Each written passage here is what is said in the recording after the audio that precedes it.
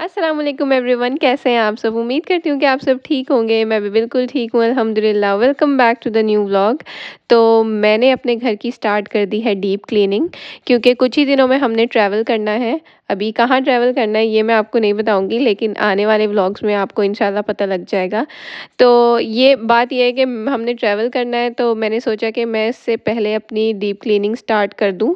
और क्योंकि हमारे घर में मोल्ड का भी मसला है, तो सर्दियों की वजह से मॉइस्चर इकट्ठी होती रहती है और मॉइस्चर की वजह से मोल्ड बनता है।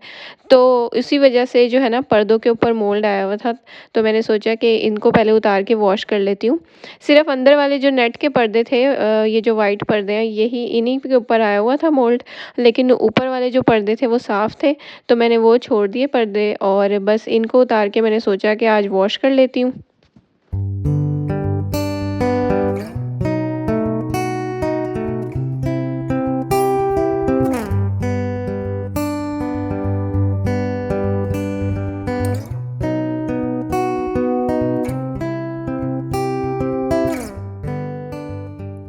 बाहर लिविंग रूम में, किचन में और बेडरूम में नेट के पर्दे लगे हुए हैं तीनों जगह।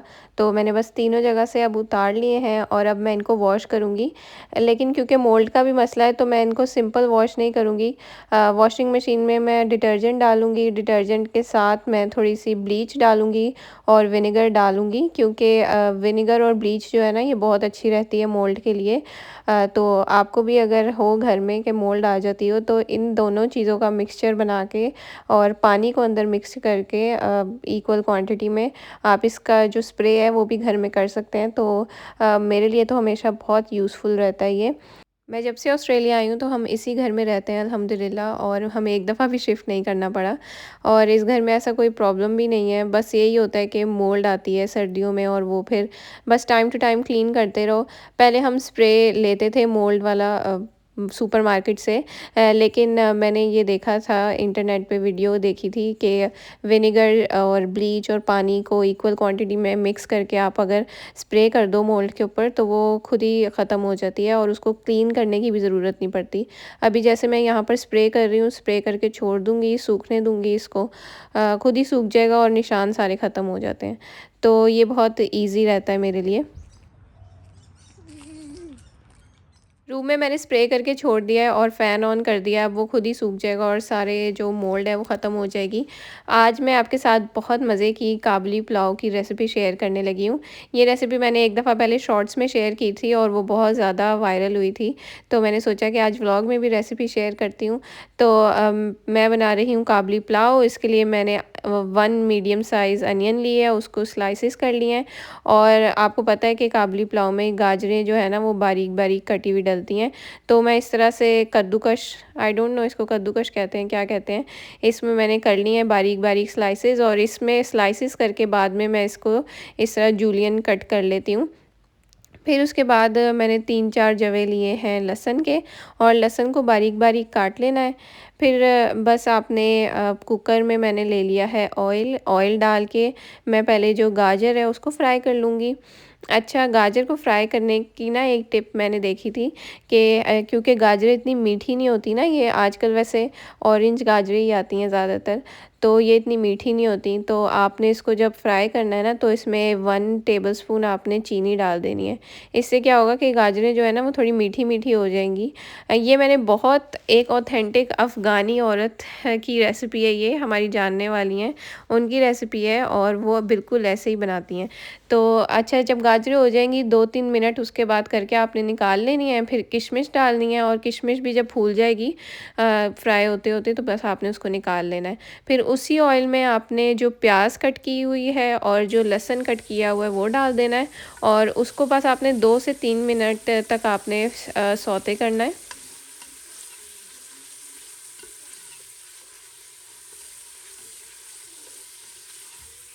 अच्छा, जब लहसुन और प्याज हो गया था सौते, फिर उसके अंदर मैंने मटन ऐड कर दिया। मटन मैंने 500 ग्राम लिया है और इसको भी थोड़ी देर मैं भून लूँगी प्याज के साथ, और फिर उसके अंदर मसाले जाएंगे। मसाला आपने याद रखना है कि शान का ज़ाफ़रानी गरम मसाला ही ऐड करना है, इसके अलावा कोई मत ऐड करिएगा, क्योंकि बाकियों का फ्लेवर बिल्कुल टेस्ट चेंज होता है इससे। तो 2 टीस्पून मैंने ज़ाफ़रानी गरम मसाला ऐड किया है और 2 टीस्पून ही मैं इसमें सॉल्ट ऐड कर रही हूँ। फिर उसके बाद आपने इसमें पानी ऐड कर देना है, इतना कि जिसमें चावल भी हो जाएँ, आपको एक्स्ट्रा पानी ना डालना पड़े। तो मैंने पानी ऐड करके इसको फिर कुकर में 20 मिनट्स के लिए पकने रख दिया था। जो काबुली पुलाव का गोश्त होता है ना, वो बिल्कुल नरम सा होता है, तो एटलीस्ट इसको 20 मिनट्स पकने दिएगा कुकर में। जब ये 20 मिनट्स पकेगा तो बिल्कुल, जब आप इसको खोलेंगे ना तो बिल्कुल सॉफ्ट हो जाएगा ये।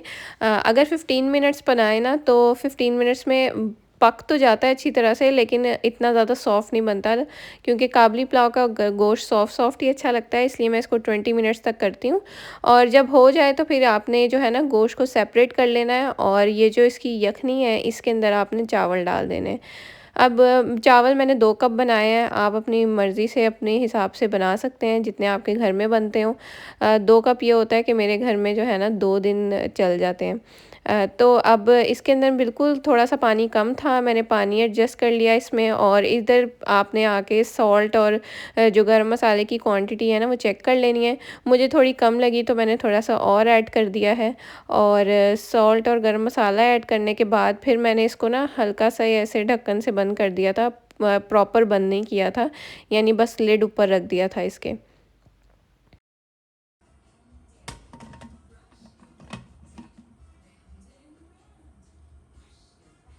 तेज़ आंच पर जब पानी इसका ड्राई हो गया और बिल्कुल दम आने वाला सिचुएशन रह गई चावलों की, तो फिर मैंने इसके अंदर इसकी जो मटन है वो ऐड कर दिया, और एक साइड पर मैंने गाजरें ऐड कर दी और दूसरी साइड पर यानी एक-एक साइड पर आपने ना पोर्शंस बनाकर तीनों चीज़ें ऐड कर देनी है। और जब तीनों चीज़ें ऐड हो जाएँ तो इस पॉइंट पर आपने जो है ना कुकर का ढक्कन अच्छे तरीके से बंद करना है, और ये कुकर में ही बनते हैं और कुकर में ही ज़्यादा अच्छे बनते हैं, तो कोशिश करिएगा कि कुकर में ही बनाएँ। तो जो नीचे प्लेट में ऑयल बच गया था वो मैंने डाल दिया है ऊपर से, और फिर कुकर को बंद कर दिया है। दम आने तक आपने इसको पकाना है, 20 minutes should be enough. 20 minutes के बाद फिर आप इसका दम खोल कर चेक कर सकते हैं। अब आप ये देखें कि कितने मज़े के बने हैं मेरे काबुली पुलाव। ये बहुत ही मज़े का बनता है, मेरे हस्बैंड को मेरे हाथ का काबुली पुलाव बहुत पसंद है, इसलिए मैं फ्रीक्वेंटली बनाती रहती हूँ। तो मैं अब वेट कर रही हूँ बस हस्बैंड का, हस्बैंड आएँ जल्दी से और फिर हम खाना खाएँ और एंजॉय करें अपने मज़ेदार काबुली पुलाव को। इसके साथ मैं रेड चटनी बनाती हूँ, अभी मैंने नहीं बनाई, लेकिन वो भी बहुत आसानी से बनती है, बस लहसुन और टमाटर डालकर। तो जी, ये था आज का व्लॉग। उम्मीद करती हूँ कि आपको पसंद आया होगा। अगर व्लॉग थोड़ा-सा भी पसंद आया तो लाइक ज़रूर कीजिएगा, और चैनल को भी सब्सक्राइब कर दें अगर अभी तक आपने सब्सक्राइब नहीं किया। मैं मिलती हूँ इंशाल्लाह आपसे नेक्स्ट व्लॉग में, तब तक के लिए मुझे दें इजाज़त। अल्लाह हाफ़िज़। Cookie, cookie, cookie, cookie.